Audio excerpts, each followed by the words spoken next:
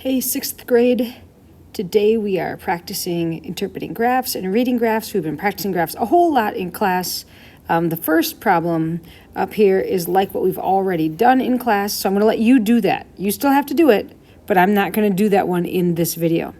Instead, I'm going to focus on the second problem that looks like this, right? Again, I want you to take it sentence by sentence to help you figure out what this graph would look like. It's impossible to have a perfect graph because there isn't enough information. But I want you to see on the bottom, it's time, right? So it says 6, 7, 8, 9, 10, 11, 12. I want you to assume that this first 6 is AM, this 12 is noon, and that 7 over there is PM, right? That's one thing that you need to know. On the other side, going up and down, is temperature, and that just works out pretty well because today is a steamy day, right? So the up and down is about the temperature going up and down, and the across is about the time, right? So let's try it out. It says, when Miley woke up, it was 50 degrees outside. It doesn't tell us what time she woke up. So I'm going to think about the time that I wake up. And unfortunately, Carly gets me up early. I wake up at 6 a.m. Maybe Miley wakes up at 7. Maybe Miley wakes up at 8. Maybe it's the weekend and it's 10. I don't know.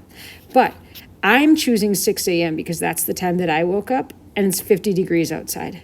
So I'm going to find 6 a.m., right? That's here on this line, and I had to find where 50 degrees is. Right? 50 degrees is right in between them. So right where those two lines connect, that's 50 degrees. All right. So she woke up and it was 50 degrees. Now I'm going to read the next sentence. It says, by noon, it got to be 75 degrees. I'm going to stop. I know that's not the end of the sentence, but I can graph that. It says by noon, it got to be 75 degrees. So I'm going to graph going up. And then I'm going to graph going across. And right where they intersect is my next one. Right? So I need to connect these 2 points, but it's kind of up to you. Maybe it increased at a constant rate and it's a straight line, right? Or maybe, right, it increased a little bit as the sun came up, and then it started increasing faster and faster and faster and faster and faster, and then it was here, right? So this says noon, 75 degrees. Then I'm going to keep reading. Then it decreased. Remember, decreased means that it goes down. Then it decreased by 2 degrees each hour until 7 p.m., right?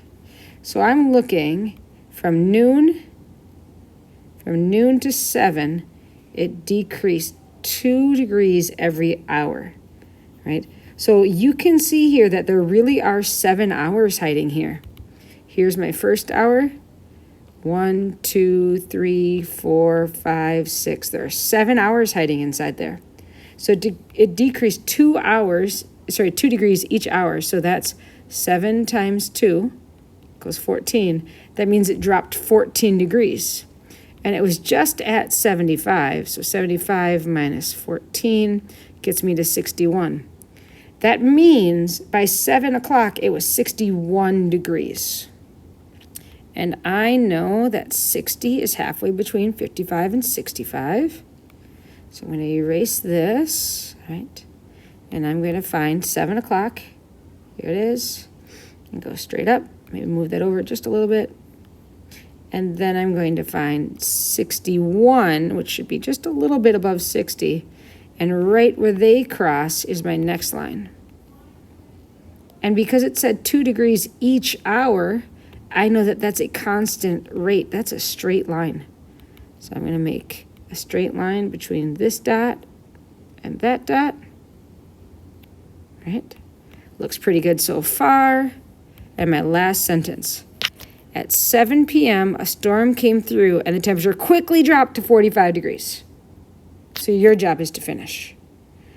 That last line is going to show dropping, so it's going to go down, but you have to get it all the way to 45 degrees. Don't forget to go back up and do the first problem too about the ink cartridges. Good luck.